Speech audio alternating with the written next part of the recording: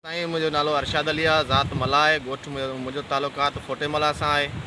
ऐं सूमर राति 1/6 ते असांजो पाणी जो वारो ऐं राति जो 12 बजे मुंहिंजो भाउ पप्पू पाणी जी जांच ते निकितो।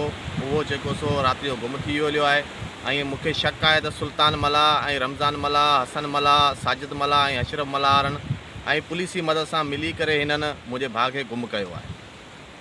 असां दाऊं कूकूं घणेई कयूं आहिनि, पर असांजी ॿुधण वारो केर बि कोन्हे।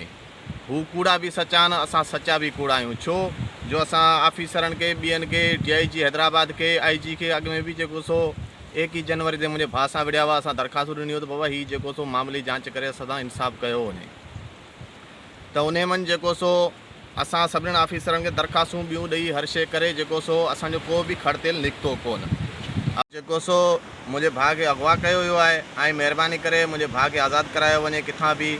ऐं मसइलो रहियो ॻाल्हि इहो त अॻु में बि असांजा फ़ोटू जेके से नेट ते छॾिया पिया वञनि। असांजो ॿार बचो गाह पठे ते हेॾां होॾां बनी ॿारे ते असां हलूं था फिरूं था, छो जो असांजी पुराणी दुश्मनी आहे। हिननि काफ़ी असांजे अॻु में हमला कया आहिनि ऐं हर चकर ते असांजा वीडियो भरे व्हाट्सएप करे ऐं जेको सो मीडिया ते छॾींदा आहिनि। हीअ ॾुहारीनि, हीअ धाड़े वालनि। ऐं महिरबानी करे इन शइ जो जेको सो वधि खां वधि जांच कई वञे ऐं असांखे इंसाफ़ फराहम कयो वञे।